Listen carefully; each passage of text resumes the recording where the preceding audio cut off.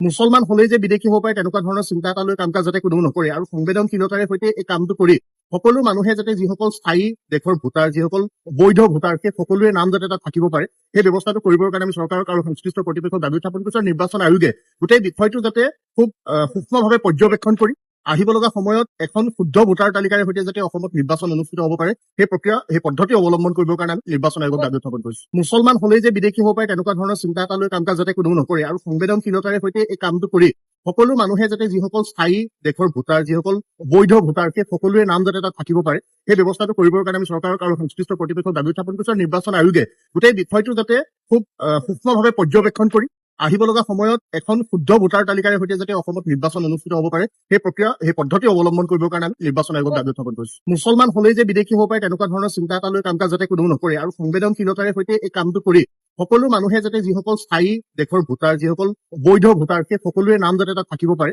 সেই ব্যৱস্থাটো কৰিবৰ কাৰণে আমি চৰকাৰক আৰু সংশ্লিষ্ট কৰ্তৃপক্ষক দাবী উত্থাপন কৰিছো। নিৰ্বাচন আয়োগে গোটেই বিষয়টো যাতে খুব সূক্ষ্মভাৱে পৰ্যবেক্ষণ কৰি আহিব লগা সময়ত এখন শুদ্ধ ভোটাৰ তালিকাৰ সৈতে যাতে অসমত নিৰ্বাচন অনুষ্ঠিত হ'ব পাৰে সেই প্ৰক্ৰিয়া সেই পদ্ধতি অৱলম্বন কৰিবৰ কাৰণে আমি নিৰ্বাচন আয়োগক দাবী উত্থাপন কৰিছো। মুছলমান হলেই যে বিদেশী হ'ব পাৰে তেনেকুৱা ধৰণৰ চিন্তা এটা লৈ কাম কাজ যাতে কোনেও নকৰে আৰু সংবেদনশীলতাৰে সৈতে এই কামটো কৰি সকলো মানুহে যাতে যিসকল স্থায়ী দেশৰ ভোটাৰ যিসকল বৈধ ভোটাৰ সেই সকলোৰে নাম যাতে তাত থাকিব পাৰে সেই ব্যৱস্থাটো কৰিবৰ কাৰণে আমি চৰকাৰক আৰু সংশ্লিষ্ট কৰ্তৃপক্ষক দাবী উত্থাপন কৰিছো। নিৰ্বাচন আয়োগে গোটেই বিষয়টো যাতে খুব সূক্ষ্মভাৱে পৰ্যবেক্ষণ কৰি আহিব লগা সময়ত এখন শুদ্ধ ভোটাৰ তালিকাৰ সৈতে যাতে অসমত নিৰ্বাচন অনুষ্ঠিত হ'ব পাৰে সেই প্ৰক্ৰিয়া সেই পদ্ধতি অৱলম্বন কৰিবৰ কাৰণে আমি নিৰ্বাচন আয়োগক দাবী উত্থাপন কৰিছো। মুছলমান হলেই যে বিদেশী হ'ব পাৰে তেনেকুৱা ধৰণৰ চিন্তা এটা লৈ কাম কাজ যাতে কোনেও নকৰে আৰু সংবেদনশীলতাৰে সৈতে এই কামটো কৰি সকলো মানুহে যাতে যিসকল স্থায়ী দেশৰ ভোটাৰ যিসকল বৈধ ভোটাৰ সেই সকলোৰে নাম যাতে তাত থাকিব পাৰে সেই ব্যৱস্থাটো কৰিবৰ কাৰণে আমি চৰকাৰক আৰু সংশ্লিষ্ট কৰ্তৃপক্ষক দাবী উত্থাপন কৰিছো। নিৰ্বাচন আয়োগে গোটেই বিষয়টো যাতে খুব সূক্ষ্মভাৱে পৰ্যবেক্ষণ কৰি আহিব লগা সময়ত এখন শুদ্ধ ভোটাৰ তালিকাৰ সৈতে যাতে অসমত নিৰ্বাচন অনুষ্ঠিত হ'ব পাৰে